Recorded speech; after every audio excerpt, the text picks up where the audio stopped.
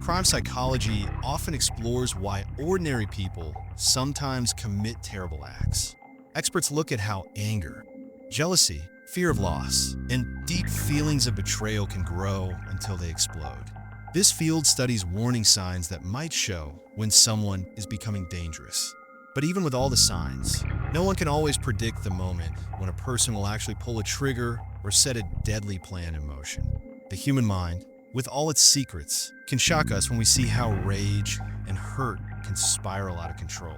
The Federico murder case in Chesterfield County, Virginia, is a clear example of how extreme anger and jealousy can lead to horrifying results. What begins as a normal marriage can twist into a deadly confrontation.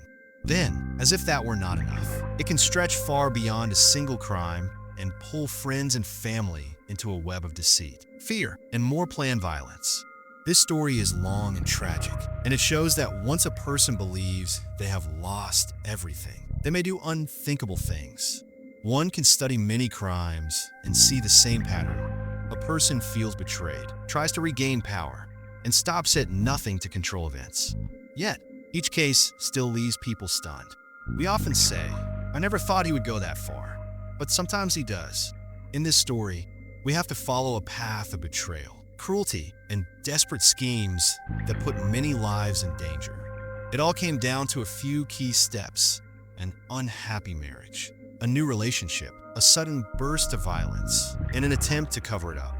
Even as the main suspect sat in jail, the darkness continued, spreading to those who should have known better.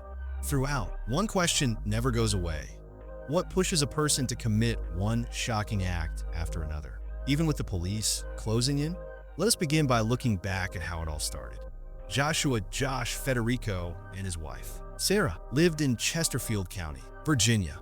Josh was a regional sales manager for a company called Commonwealth Home Care in Richmond. By all accounts, he worked hard, made decent money, and enjoyed a comfortable life. Sarah ran a small horse farm called Blackwater Stables. She spent her days caring for horses, teaching riding lessons, and managing the property.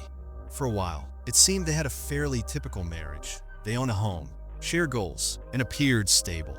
Yet beneath the surface, things were troubled. The tension between them grew, and after 6 years of marriage, Sarah decided she could not stay with him anymore. She later described various forms of cruelty and hostility from Josh, going as far as saying he once fought her for control of her phone while she was driving, causing her to crash into a tree. The emotional strain mounted, and she filed a protective order against him. This move, separating from him and seeking legal protection, angered Josh deeply.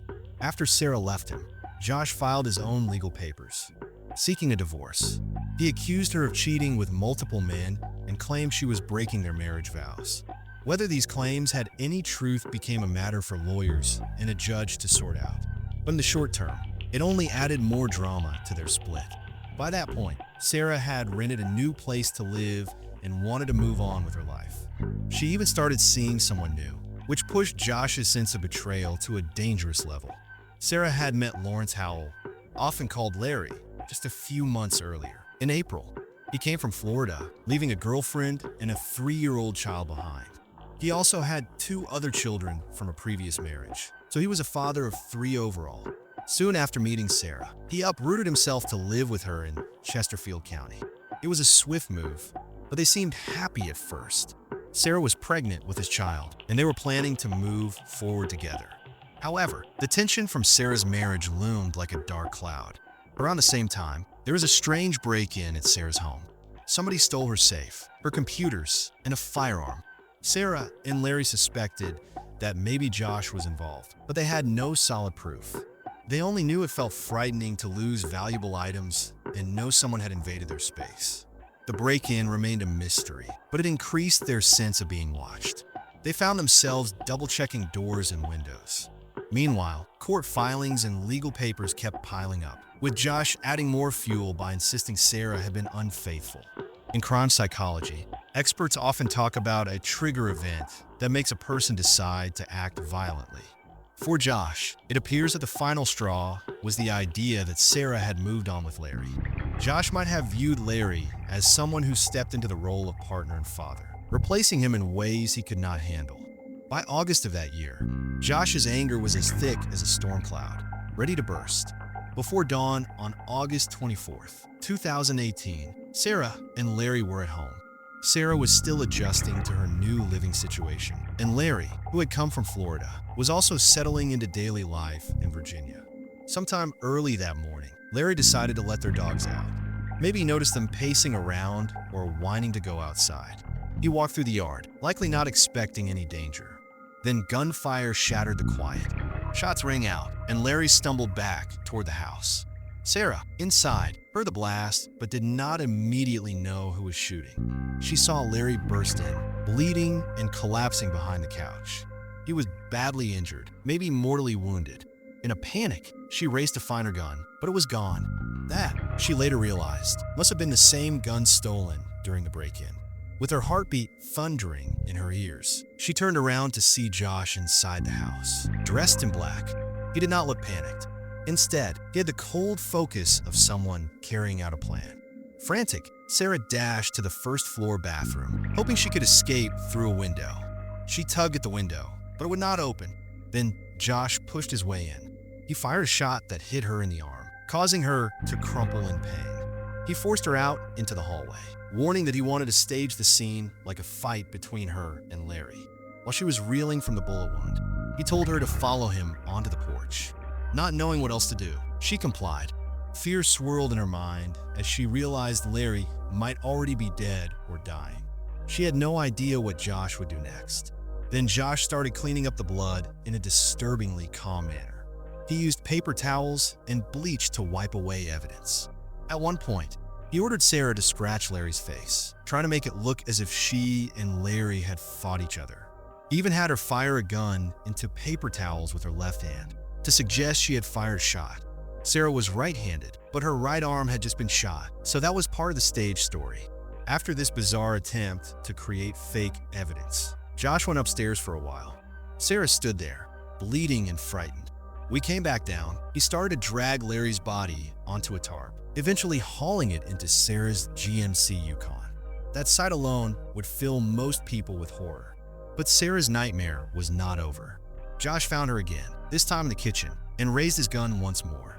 He pressed a pillow against the weapon to muffle the sound and shot her in the abdomen. Pain tore through Sarah's body. In desperation, she decided to play dead, letting her limbs go limp. Josh placed his hand over her mouth to check if she was still breathing. He either did not notice her faint breathing or thought she was dying. Then he walked away, possibly to do more cleanup or move the Yukon. Summoning every bit of strength, Sarah got up as quietly as she could and fled the house. Each step was agony, but she knew she had to run fast. She slipped through a patch of woods, brambles scratching her legs and arms. The pain was sharp, but the terror that Josh might come after her was even worse. She reached her neighbors. Richard and Patricia pounded on their door and cried for help. More shots rang out. A bullet tore in her back, and she dropped to the ground. Still, she managed to force herself over the threshold when the neighbors opened the door. They called 911 in shock, seeing Sarah covered in blood, barely able to speak, but pointing the blame at Josh. As Sarah moaned in pain, she told them Josh had shot her and killed Larry. Meanwhile, Josh was back at Sarah's place, gathering his things or preparing to leave. Sarah was soon taken to the hospital, where surgeons did all they could to save her and the unborn child. Miraculously, both survived, though Sarah's wounds were very serious. Larry was nowhere to be found inside the house by then, but the police would soon make a dark discovery elsewhere. As the days passed, authorities tried to locate Larry. They had reason to believe he was dead, but they needed proof. Eventually, they followed a lead to Josh's property and found a burn pit. There, in the ashes, they discovered the incinerated remains of Larry Howell.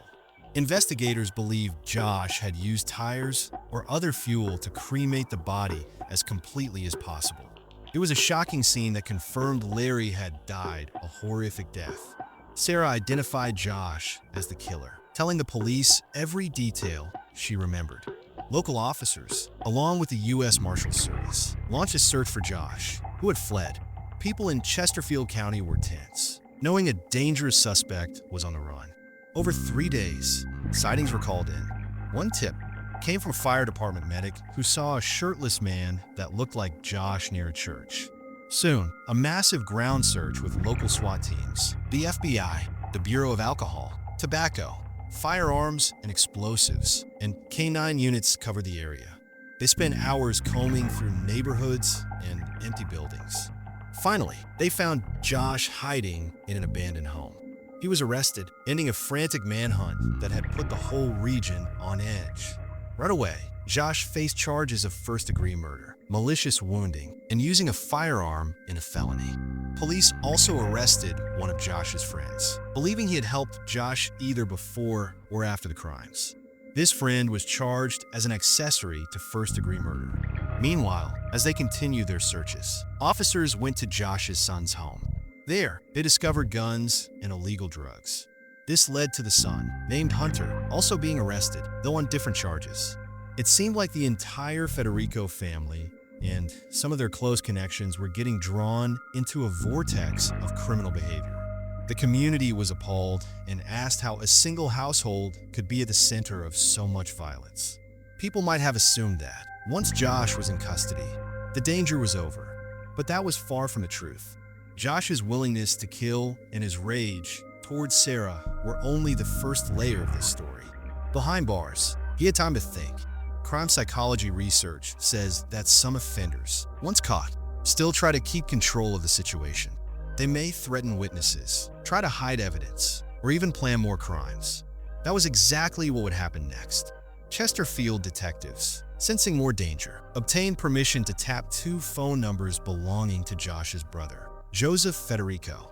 They suspected that Josh might be communicating with people on the outside, possibly to silence Sarah or anyone else who might testify. Those wiretaps revealed a new plot that was even more shocking than the original crime.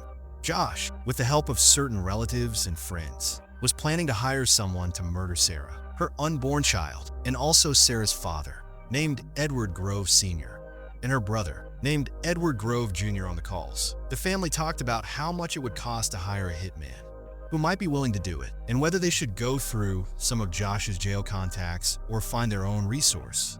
Josh's mother, Wendy, was heard on these calls saying that if necessary, she would do it herself. This was not just casual talk. Authorities believed they were dead serious.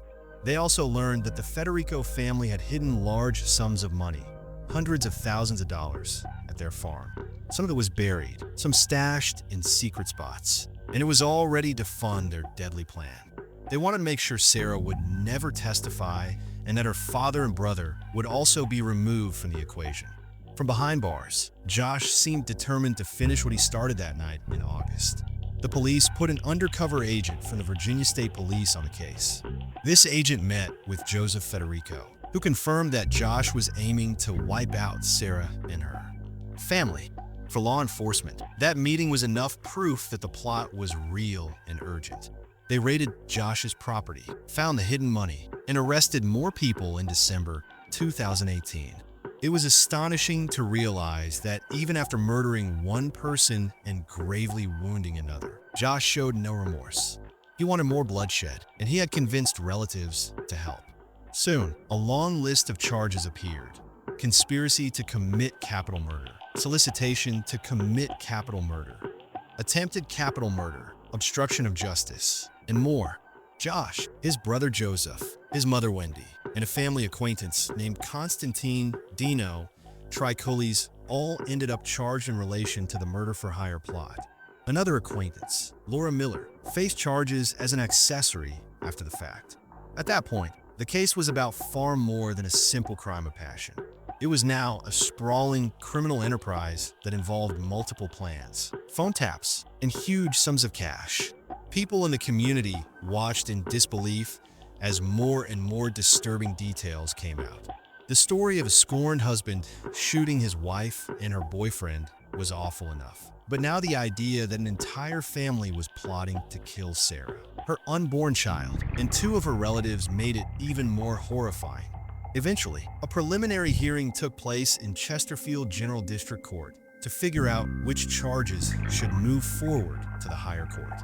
Judge Keith Hurley examined the evidence and decided to certify the conspiracy charges against Josh, Joseph, and Wendy, as well as a solicitation charge against Josh and Joseph, to Chesterfield Circuit Court.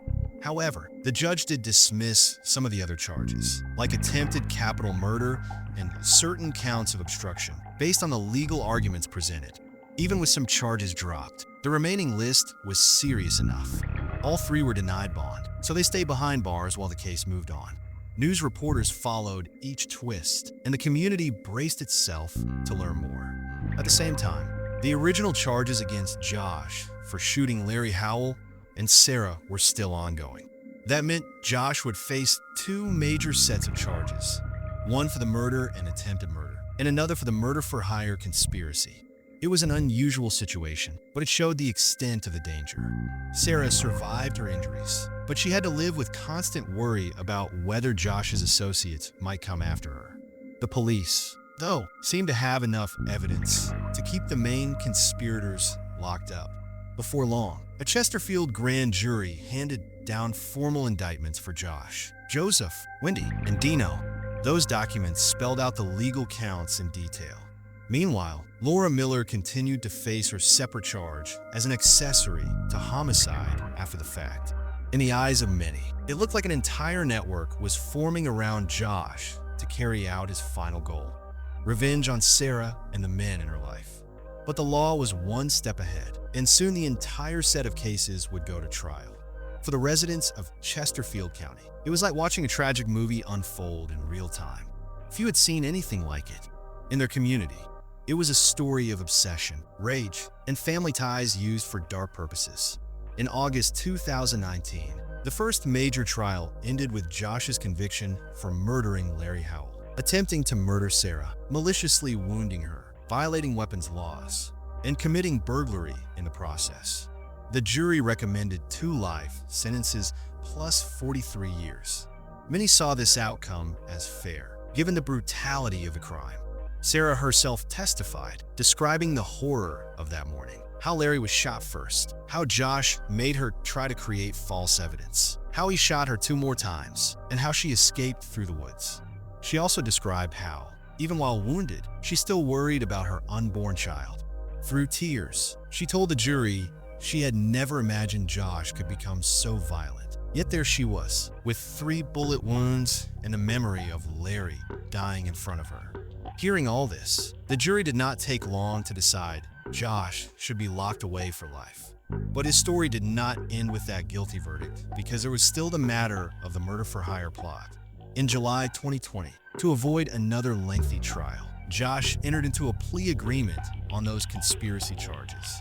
He pleaded guilty to conspiracy to commit capital murder, solicitation to commit capital murder, attempted capital murder, and obstruction of justice. Several other related charges were dropped as part of the deal. The judge sentenced him to 110 years, with 100 years suspended, meaning 10 more years would be added to the 2 life sentences plus 43 years he already faced. This ensured he would remain in prison for the rest of his life. Joseph, Josh's brother, also took a plea deal. He pleaded no contest to conspiracy to commit capital murder, solicitation to commit capital murder, and obstruction of justice.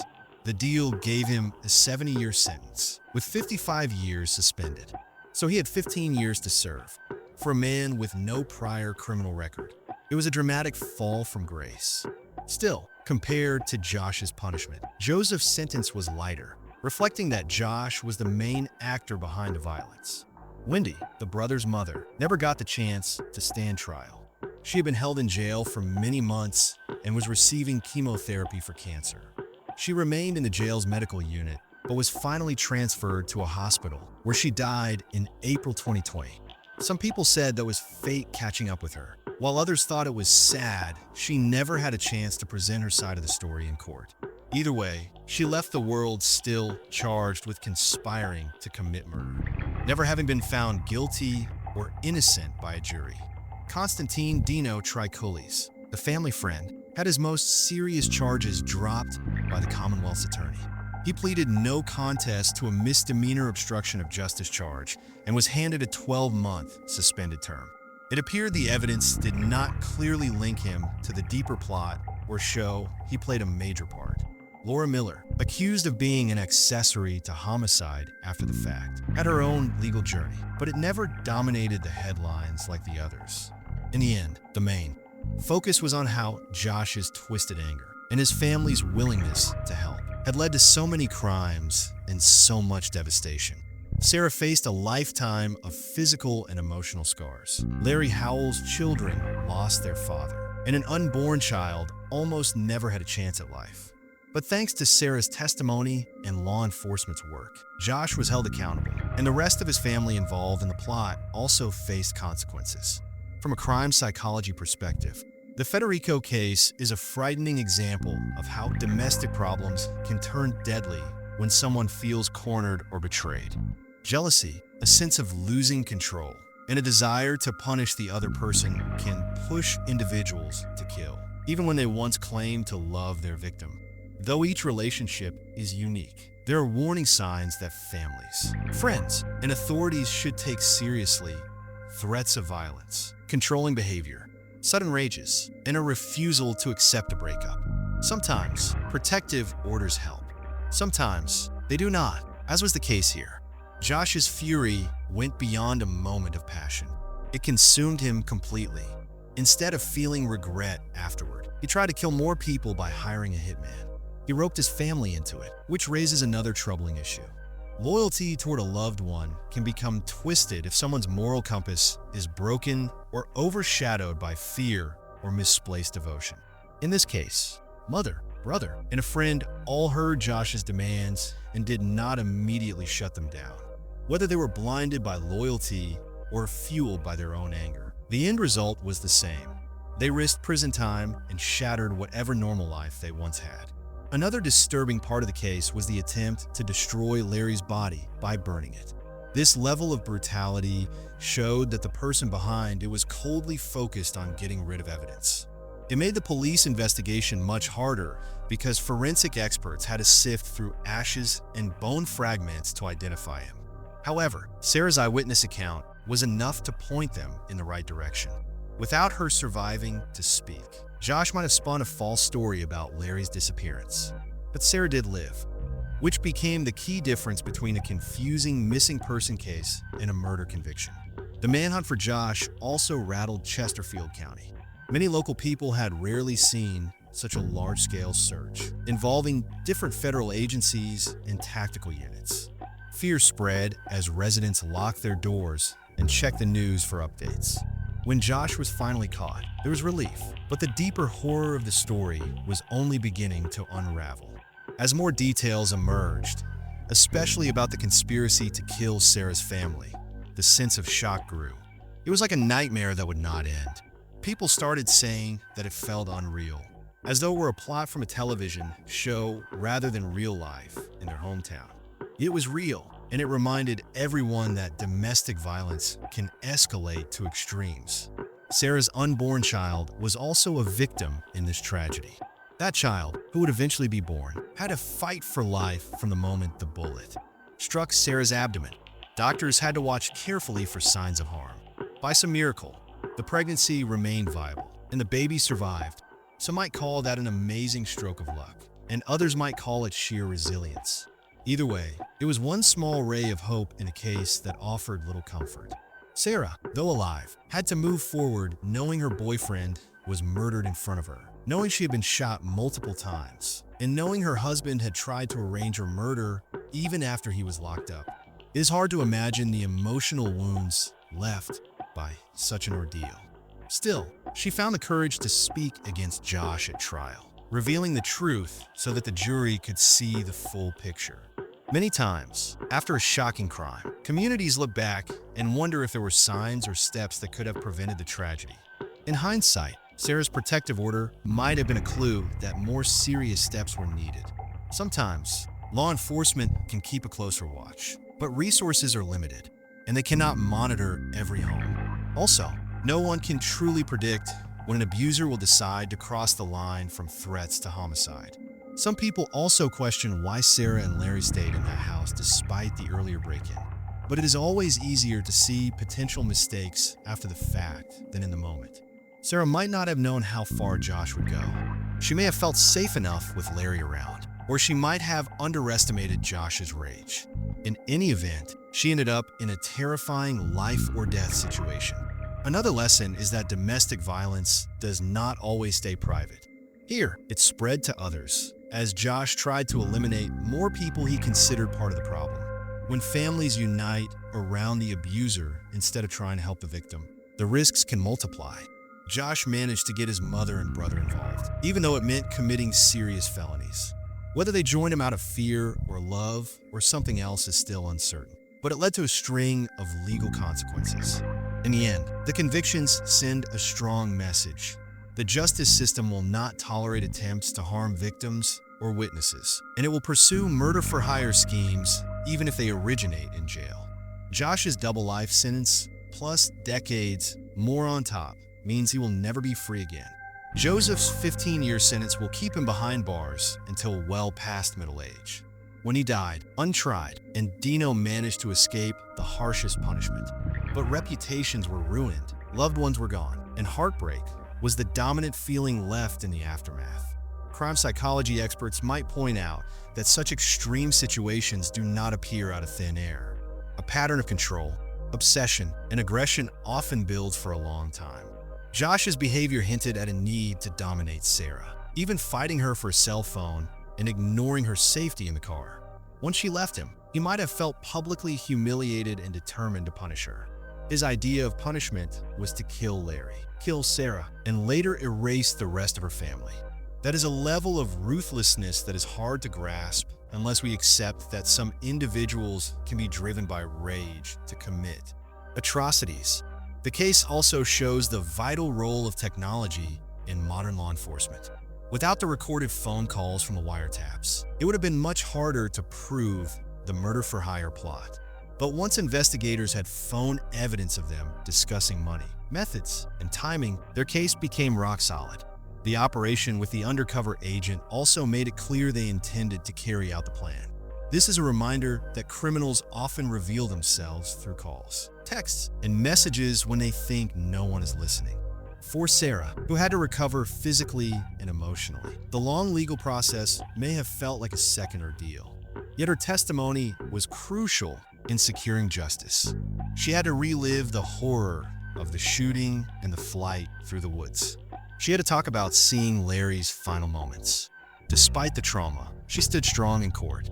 That strength may have saved her life again, ensuring that Josh would not have a chance to harm her in the future. Larry's family, including his children, suffered a tremendous loss. They had to face the fact that he died in a brutal way, far from the place he once called home, with no chance to say goodbye. They also had to deal with the knowledge that he was burned in an attempt to destroy evidence. There was no chance for a proper funeral or a final look at his remains. This level of cruelty left many people angry and confused, asking what kind of person would do such a thing. The Federico's neighbors, the Brigmans, who helped Sarah that morning, also became part of the story. They woke to gunfire, found Sarah at their door, and probably felt terror themselves, not knowing if Josh was about to storm in. Yet they had the courage to open up and save her. Their quick thinking and call to 911 might have been the difference between life and death for Sarah. Later, they, too, had to speak to the police and perhaps a trial about what they saw. Their involvement was crucial to the investigation. At the end of this long, grim chapter, one lesson stands out.